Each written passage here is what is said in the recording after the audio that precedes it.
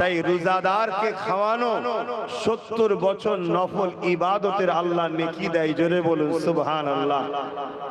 ভাইরা আমার, মনে রাখবেন, একটা যুবক ছেলে আমার নবী সাহাবা হুজুরদের ঘরে এই ওয়াজটা করেছিলেন। আজ আমি আপনাদের কাছে ওয়াজটা করছি। মাইকের আওয়াজে সবাই বুঝতে পাচ্ছেন তো? এক রোজার মাসে নিয়ে এসছেন বাপ, বেশি ওয়াজ শোনা শখ করলে হবে না।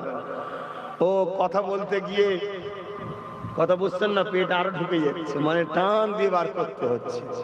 আবার মাইকে কথা বললে মাইকে একটা দম টানে, মাইক একটা কথাকে ক্যাচ করার জন্য টানে, আরো কষ্ট হয়। তা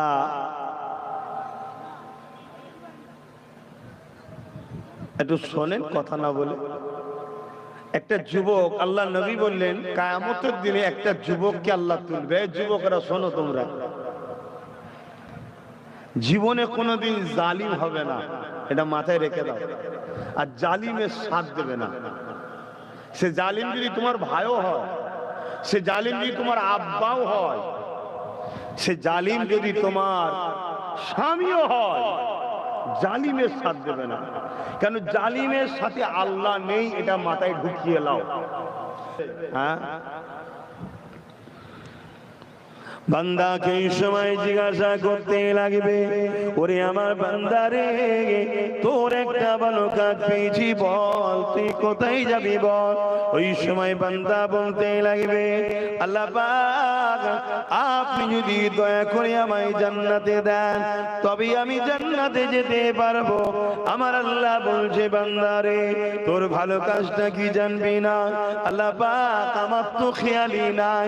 ওই সময় আল্লাহ বলতে লাগে, ওরে আমার বান্দা, দুনিয়া জমিনে তুই একদিন প্রচন্ড গরমের সময়, মন দিয়ে শুনবেন, এক ব্যক্তি তার গৃহপালিত পশুকে একটা ছায়াতে গাছের তলাতে বেঁধেছিল। সূর্য অন্য দিকে ঢলে যাওয়ার জন্য, পশ্চিম দিকে সূর্য ঢলে যাওয়ার জন্য ওই ছায়াটা যখন চলে যায়, আর ওই গৃহপালিত পশুটা ওই সূর্যের তাপেতে গরমে পিপাসাতে জীব বাহির হয়ে গিয়েছিল। ওই বান্দা যেতেছিল ওই রাস্তা দিয়ে, বান্দা দেখে বড় দয়া ময়া হয়েছিল। তাই বান্দা ওই গৃহপালিত পশুটাকে ছায়াতে বেঁধে তাকে পানি পান করিয়েছিল। আমার আল্লাহ খুশি হয়ে যায়।